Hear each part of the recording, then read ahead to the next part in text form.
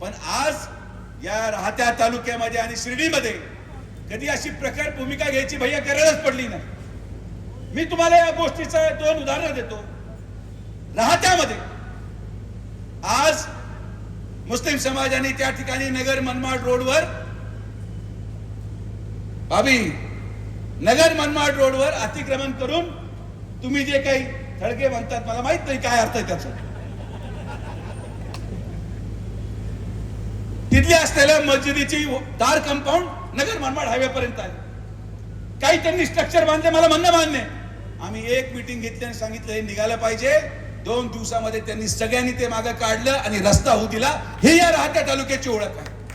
आजही शिर्डीमध्ये प्रत्येक ठिकाणी अतिक्रमणामध्ये राहणारे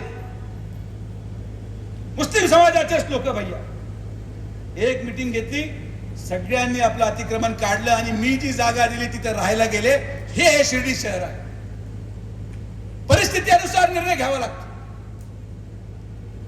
हिंदुत्ववादी ज्या ठिकाणी संरक्षणाची गरज आहे त्या ठिकाणी भैया आणि सागर भैया आहेच, पण ज्या ठिकाणी प्रेमाने काम होऊ राहिलं त्या ठिकाणी प्रेमाने काम करू, आणि ज्या ठिकाणी तुमची गरज पडेल एक फोन लावला तुम्ही काम लावून टाका। आमचं कुठं काय थांबवलंय? आम्ही कधी तुम्हाला यायचं थांबवलं नाही, पण अगोदर रेवड्याच्या कुस्त्या चालू आहे। रेवड्याच्या कुस्त्यासाठी आमच्यासारखा पैलवान भागून जातो। जेव्हा मोठे मल्ल समोर येतील तेव्हा आम्ही तुमच्यासारखे पैलवान देखील मैदानात उतरू, हा शब्द तुम्हाला। हे इथंच नाही तर तुम्हाला सांगतो, जिथं देवस्थान असेल त्या देवस्थानच्या परिसरामध्ये 100-500 मीटरवर तुम्ही जरी आज लक्षात नसून आलं तरी तुम्ही विचार करा, नजरेसमोर परिसरांना, पण प्रत्येक ठिकाणी तुम्हाला थडगं पाहायला मिळणार म्हणजे मिळणारच। हे जाणीवपूर्वक असतं। हे आज नाही झालं, हे पूर्वीपासून आले। हे आम्हाला लक्षात येत नव्हतं सागर भैया। ज्यावेळेला आम्ही मागच्या 2025च्या जानेवारी आम्ही सिद्धटेकला गेलो। आम्ही त्या गणपती मंदिराच्या पायथ्याला पाहिलं आणि पायथ्याला पाहिल्यानंतर तिथं आम्ही जाणार सगळे म्हटल्यानंतर तिथं आम्ही जायच्या आदल्या दिवशी तिथं देवाचा फोटो ठेवून दिला, त्याला भगवी चादर टाकून दिली। आम्ही तिथं गेलो, आम्ही पाहिलं, अरे म्हटलं काय झालं? म्हटलं आपलं आहे, म्हटलं आपण घेऊन जाऊ। आम्ही सगळं काढून घेऊन आलो, ते ठेवलंच नाही आम्ही। आणि काय होतं, आपण जाऊ तर ते भगवत, आणि आपण एकदा आपली पाठ फिरली की तुम्हाला सांगतो ते पुरा त्याचं हिरवंकरण झालं। त्याला म्हणले आपण घेऊन जाऊ, जागरूक आपण आपल्या घरी घेऊन जाऊ। आणि आम्ही सगळे लोक घेऊन आलो। थोडं त्यांनी नेलं, थोडं मी नेलं, थोडं बाकीच्यांना आम्ही वाटून दिलं। हे आपलं सांभाळ सगळ्यांना दिलं। अरे मग जिथं जिथं असेल ते जागृत आहे, तुम्ही सुद्धा ते घरी घेऊन जा, आपापल्या घरी घेऊन जा, आपापल्या गावात घेऊन जा, आपापल्या घराच्या परिसरात घेऊन। कारण जागृत आहेत ते, तुम्ही सगळ्यांनी तेवढं काळजी घ्या, पण मात्र तिथं ते उघड्यावर ठेवू नका पुढे, कारण कुणी त्याची विटंबना करणं, हे तुम्ही काळजी घ्या।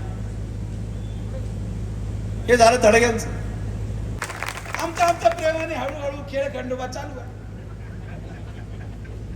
माझा विरोध आहे, हिंदू म्हणून चुकीच्या पद्धतीने मदरसेचा वापर करणं माझा विरोध आहे। महाराज तुम्ही साक्षीदार आहात, आपण बाबळेश्वर मध्ये ते बंद केलं।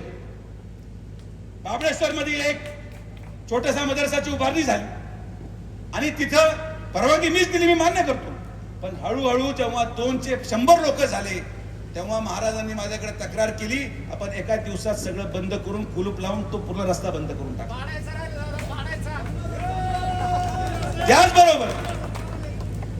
त्याचबरोबर जसा मला या अशा प्रकारच्या अनधिकृत धार्मिक स्थळाचा विरोध आहे, तसाच माझा वक्फ बोर्डासाठी पण विरोध आहे की वक्फच्या माध्यमातून ज्या जमिनी तुम्ही ताब्यात घेण्याचा प्रयत्न करताय, हो माझा विरोध आहे।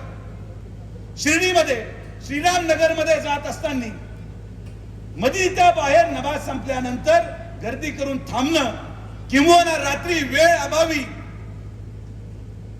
काही समाजाचे लोक गर्दी करून हिंदू महिलांची सुरक्षितता धोक्यात आणणं माझा विरोध आहे। मी त्यांचा बंदोबस्त केला, पण माझा बंदोबस्त हळूहळू प्रशासनाच्या माध्यमातून होऊन जातो। तुमची आवश्यकता, तुम्ही शिर्डीमध्ये आले स्वागतच आहे, पण बाबांच्या आशीर्वादाने तुमची आवश्यकता महाराष्ट्रामध्ये जास्त आहे। शिर्डी आम्ही पाहतोय, आमचा हळूहळू चालू आहे। बरेचसे लोक मोकळे झाले. हा तुमच्या शेजारी बसला, याला 10 वर्षापासून मी दाबून ठेवला. आज पहिल्यांदा माईकवर बोलला असेल एवढ्या प्रकारे. तिथं खंडू बसला, तो एकदम पेटलेला असायचा, मग त्यालाही गार केलं. कारण की आपण आणि मी या मताचा आहे की धर्माचं संरक्षण होणं आवश्यक आहे, धर्म हा सुरक्षित राहणं आवश्यक आहे. पण हे करत असताना माणुसकी देखील जगली पाहिजे, माणुसकी टिकली पाहिजे आणि मनुष्याने मनुष्याला पण ओळखलं पाहिजे. ही पण आपली जबाबदारी आहे. म्हणून आपल्या अशा देवस्थानाच्या परिसरामध्ये आपल्या प्रत्येकाचं कर्तव्य, जबाबदारी आहे, आपण त्याच्यामध्ये लक्ष घातलं. आज आता बऱ्याच गोष्टी आपल्यापर्यंत येत नसतात. आता अहिल्यानगरमध्ये सुद्धा अनेक गोष्टी घडत असतात, त्या प्रत्येक गोष्ट आपल्याला कळतेच नाही. पण कुणीतरी ज्यावेळेला आमच्यापर्यंत येतं, आम्हाला सांगतो की अशी घटना घडली, असं घडलेलं आहे, तर आपण हिंदू समाजाच्या लोकांशी आम्ही चर्चा करतो की काय करायचं, हे सगळं तपासून घ्या, काय वस्तुस्थिती आहे याच्यावर माहिती घ्या, आणि त्याच्यातनं जे खरं असेल तर त्या पद्धतीने आपल्याला पुढे जावं लागेल. आणि आजपर्यंत जेवढ्या घटना घडल्या तर एकही खोटी नव्हती, सगळ्या खऱ्या होत्या. आणि त्या खऱ्यांना वाचा फोडण्याचं काम कुणी केलं असेल तर ते सकल हिंदू समाजाच्या वतीनं करण्यात आलेलं आहे. आणि मग तुम्ही सुद्धा आपल्या इथे शिर्डी नगरी मधल्या सुद्धा लोकांनी या लोकांवर बारीक छोट्या मोठ्या जरी गोष्टी असल्या तर कानावर घातल्या पाहिजे की अशी गोष्ट घडलेली आहे, ह्या लोकांकडून असा अन्याय होतोय, हे लोक असा अत्याचार करतात. आणि घातल्यानंतर मग कशा पद्धतीने त्याच्यावरती धुरंधर कसा कार्यक्रम करतो. चित्रपट तर पाहिला आपण, तुम्ही म्हणले दादा धुरंधर, अभी धुरंधर ये नया भारत है. ये नया भारत सिर्फ मारता नहीं, ये घर में घुस के मारता है, हे दाखवून द्यावं लागतं. आज मी तुम्हाला दाखवतो शिर्डी काय आहे की आज या शिर्डीमध्ये सकल हिंदू समाजाच्या मोर्चाला भगवा गमछा घालून नुसतं हिंदू नाही, पण या शिर्डीमध्ये या कार्यक्रमाला सकल हिंदू समाजाच्या मोर्चामध्ये आमच्या शिर्डीचा भगवा कपडा घालून अबू शेख देखील या कार्यक्रमाला आलेला ही शिर्डी आहे. मी नाकारत नाही, समाजामध्ये समाजकंटक असतात, कुठं नाहीये. पण आज या कार्यक्रमाच्या निमित्ताने,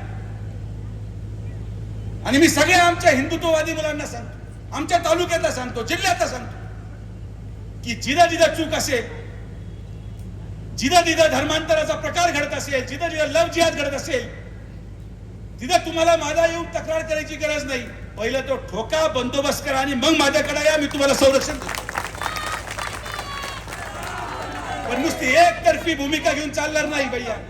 जर आपण छत्रपती शिवाजी महाराजांचे मावळे आहोत, जर आपलं आराध्य दैवत छत्रपती शिवाजी महाराज आहे, आपलं आराध्य दैवत छत्रपती संभाजी महाराज आहे, आपण जर आज भारतरत्न डॉक्टर बाबासाहेब आंबेडकरांचं पूजन करतो, या महामानवांचं पूजन करतो, तर आज हिंदू म्हणून, आणि नुसतं हिंदू नाही तर छत्रपती शिवाजी महाराजांचा मावळा म्हणून आपली भूमिका नुसतं लव जिहाद विरोधात नको, पण कॉलेजच्या बाहेर उभा राहणाऱ्या प्रत्येक टवाळक्याला ठोका जो महिलांची छेड काढतो, तर तुम्ही हिंदू आहात.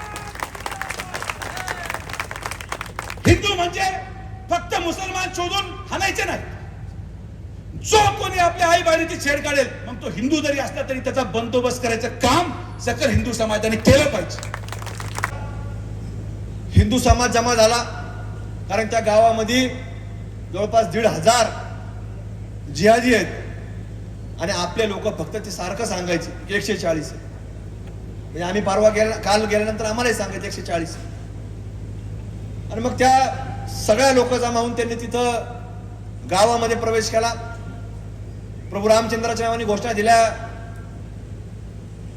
छत्रपती शिवाजी महाराजांच्या नावाने घोषणा दिल्या. आणि इथं जे आता आपले लोक घोषणा देत होते, कोणती घोषणा देत होते? आता गर्दी जमा झाल्यावर,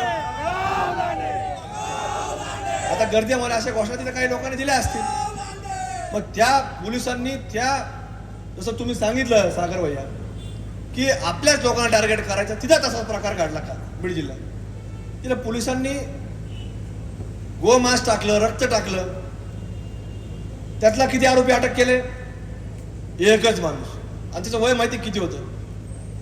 55 वर्षाचं वय. आणि इकडं आपले लोक 10-20 हात घालून टाकले. म्हणजे एक माणूस 55 वर्षाचा माणूस एक गोमातेची कत्तल कशी करू शकतो आणि ते कृत्य कसं करू शकतो? पण याला प्लॅनिंग असतं, याला नियोजन असतं, हे सगळं मिळून ठरलेलं असतं. मग काही लोकांनी हे करायचं आणि काही लोकांनी येऊन मिटा दो, वातावरण मत खराब करू. अरे वातावरण मत खराब करू म्हणजे काय वादळ येणार आहे का? आम्ही काय वादळ आणलं का? इथं काय उजळून लावलं का? पण ज्या वेळेला तुम्ही धर्मावरती आघात करत असताना, ज्या वेळेला तुम्ही शिर्डी सारख्या संस्थांच्या परिसरामध्ये एखाद्या आमच्या मायमाऊलीच्या वरतीला अर्वच्य भाषा वापरत असताल तर वातावरण खराब होतं. आता तुम्ही केल्यानंतर ऍक्शन दिल्यानंतर रिॲक्शन तुम्हाला सांगतो ही झालीच पाहिजे.